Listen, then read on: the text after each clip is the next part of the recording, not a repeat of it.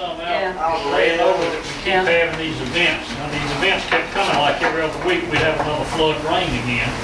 So they left the barricades out. You know, like on Forest, what you're saying, probably needed another barricade. Yeah. It's kind of a wide street and they were cheap going fast. But over on Hickory, you know, I mean, it's not as wide a street, they just shouldn't have been hydroplaning through there, you know? Well, and Okay, I you think, don't really want to hydroplane through there if you drive a little yellow Volkswagen with a York. Oh.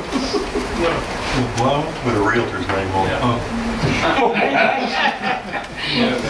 Do we need to take them? No, I can see after this layout, I'll give you some of these photos.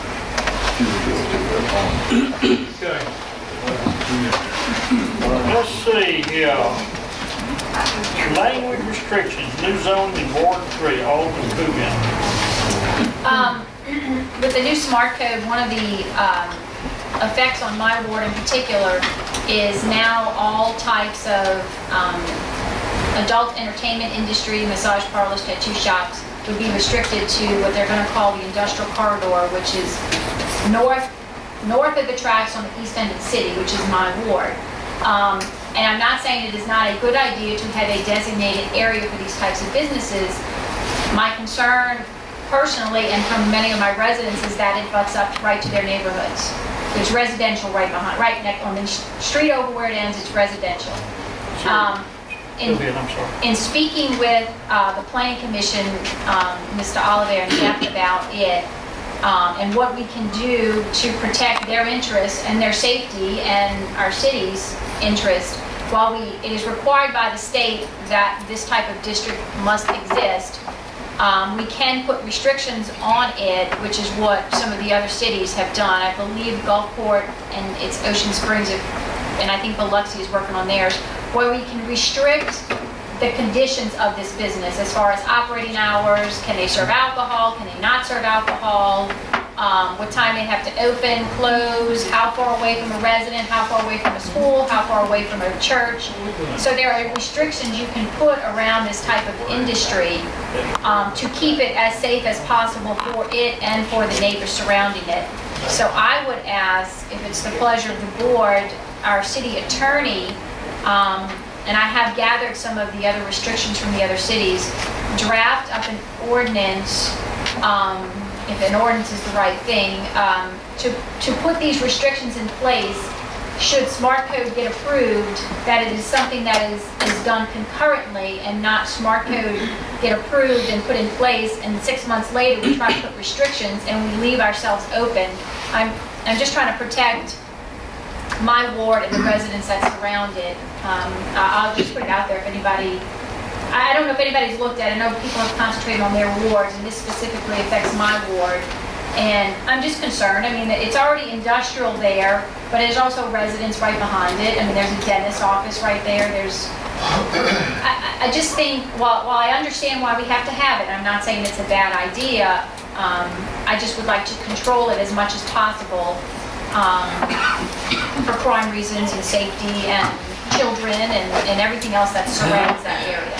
We have an ordinance on the books about, I want to say it applies to topless bars and strip clubs that you cannot serve alcohol in those businesses.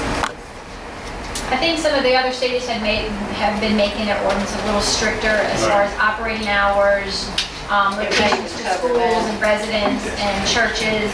So I would like. I know we got one out there. I don't know how strict it is. I don't know if I need a motion or what I need, but I would like to ask our attorney to draft something up for our review.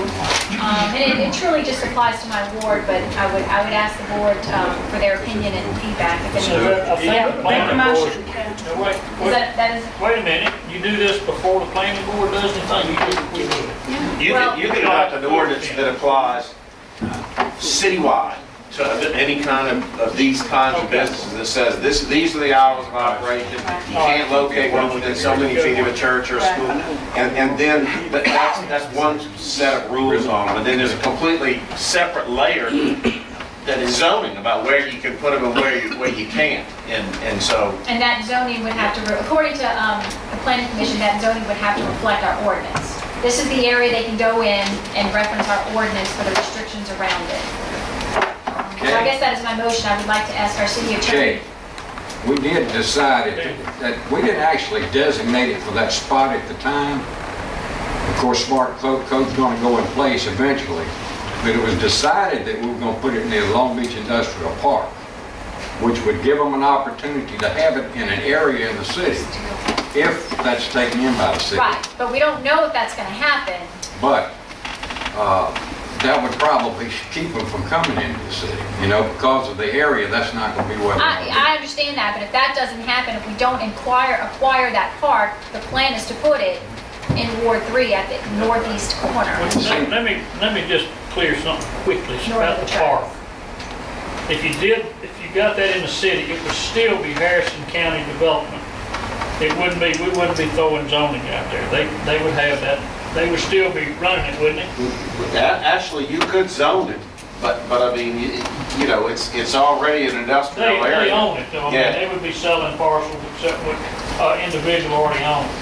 Yeah, but I mean, if you went in there and rezoned it and said this Harrison County Industrial Park is now zoned residential, you'd kill your zone, you'd kill your growth in industrial, but you could do it. I think what Kay's saying and what Jim's saying and what Danny's saying is adult entertainment is a business that's allowed by the state, so we have to provide a place for it. Exactly. And so what the planning commission has done is to say that it'll go into an industrial park.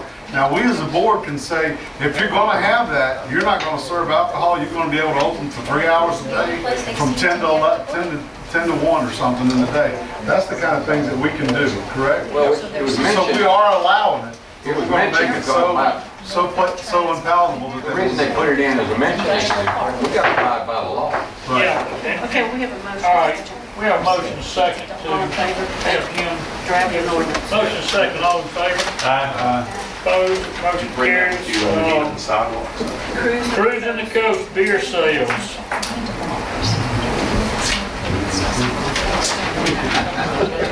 Cruising the Coast beer sales.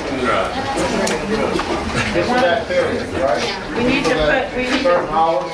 they need a letter from the city on letterhead, grant permission to sell beer.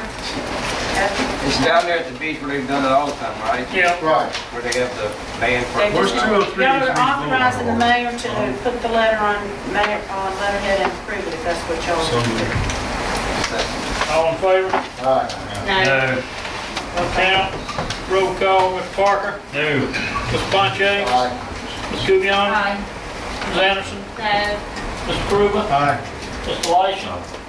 Mr. Hammond? Okay. Motion carries. Let's see, city court information for website, Alden Kubion. Our city judge had asked if I had proposed on my wish list for the budget redesigning our city website, and he asked the possibility of including some of the municipal court information on our city website currently. I've given, and this is rough draft what I've handed out from our city judge of the types of information he would like to include. And I would like to just present it to the board or to the mayor, I'm not sure who is appropriate, to see what is the possibility of including city court information on our website currently, and how much space do we have, is it possible? Well, there is a municipal court on the website with all the contact information. But they would like to It include, doesn't do, You want all the question and answer stuff? yeah, I think it would help, I'll let our judge speak, but I think it would help his system be a little more efficient. Some folks would not have to show up to court, and maybe they could pay a fine ahead of time. And I'll let our judge elaborate. That's right. The purpose is just to make us a little bit more efficient. We have a lot of people come into court on especially on arraignment Fridays. They come in and say, if I'd have known I could have paid this thing ahead of time, I'd have paid it 2 weeks ago, and I'd have been off the docket. I wouldn't have to sit here for 2 hours trying to pay the speeding ticket. And I could have gotten out of here. It would have made one less file for our clerks to have to handle, one less person for you to have to hear. Makes everything run faster across the board. And that's kind of general purpose, and putting a little bit, just another source of information for people, how to do business with the court, do it more efficiently. We're trying to do it. we'll see if this this is a, That's just a rough That- draft. It's just a rough That's, draft. that's- Well, we can You know. see what Veronica, tell how much room she has and what she can, That's fine. do with it, because we don't have a idea. Right. Veronica does it. And that's why I just wanted to present to see what is a possibility, and I guess we would have to direct, or I'm not sure. what we- Ask them, I mean, Can we scan this? Can we scan this on the computer? And then if it's... Sure. I mean, it's Have it just a as a simple link. Q&A. Whoa. It's just a rough draft from our judge, so I would want him That's what I'm to. saying. When the time comes, that's all. You can give it in electronic So form. you could either get Veronica or have Jane or whoever, who's doing, are you working with somebody in the court clerk's office? So far, I opened up Word and started typing. Okay.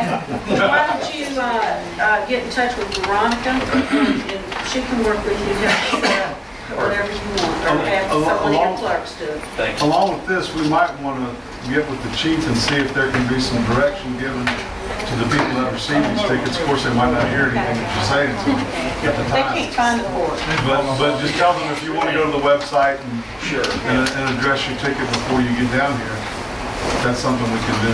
All right. Well, I was thinking about it, if I could on my court town, on my And just tell your officers to refer to that, and maybe they could save everybody a bunch of time.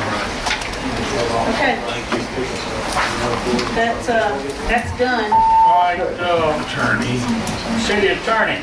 The only thing we have discussed is, you approve the court commission's minutes and you approve that lease. What that does is clears the way for us to settle the lawsuit that the city had involved in. What's going to be proposed is that people just walk away. Back rent be paid, but other than that, we just walk away. If that suits you, then I would ask that you authorize me to settle the lawsuit along the lines we've discussed. They dismiss their claims against us, we dismiss their claims, they pay their rent, we sign the lease, it's all over with, we're off in business. So you need a You motion. need a motion to that effect? Yes, sir. Okay, motion, Mr. All right, Poncho. what is the motion? To authorize me to settle the lawsuit on the basis that we discussed. With, what's his face? Steve Fisher. Otherwise known as Steve Fisher. Yeah, okay, I was having a blank. Okay. All right, all in favor? Opposed? No I public have, comment. listen, just one quick thing. Is there any other public comment back there? No. Okay, let me say something quickly. The engineer with Volker back here, do you want to say something about the Klondike Bridge quickly? Because I get tired of saying it, just very briefly. Is that the guy? No, really. Really, Ed, very briefly, we've been here for... Been here for a while, right? And we've been on that road for a long time. Just kind of give an update quick. I agree. They are now making some progress. They have 18 days remaining on the contract time. I don't see him making the project in time. And he's aware of the fact that he will go into liquidated damages at the end of the month, March 26th, because the end of the contract's 25th. Now, he's trying right now to show some effort. And I believe he's going to try to work up a letter to ask for some extended time. Now, there has been some rain days, rain events. We had 3 and 4, had 7 inches out here at one time. But me personally, I don't see that he'll move. He has been out there, and all y'all know, that he's been out there at times, did nothing. He hasn't even shown up at times. But that's up to y'all, what you want to do. Of course, if he brings a letter in, we'll bring it to you and have you, review What the happens letter. if we tell him no? Nothing. He goes to liquidated damages at $500 a day on 26. That sounds good to me. But that's all we. I've been driving around that thing way too long. Is he financially capable of handling Appreciate it. liquidated Need a damages? motion to adjourn. One thing, real quick. Real quick. I have one If y'all- Wait a minute here. Is he financially capable of those liquidated damages, or would he go under and then we have to call the bonding company? I have no idea. Now, if he doesn't, if he decides to back out, then we can go to the bonding company. Until then, we can. Okay. I'd like to say one thing real quick. I don't know if you had the opportunity this past Friday at 10 o'clock, we had the Harbor Master Building reception and the ribbon cutting. Phil Keys, 24 years of loyal dedication service. I appreciate everything you're doing for the city. I really do. Okay, Tricia, we have a motion to adjourn. So moved. All in favor?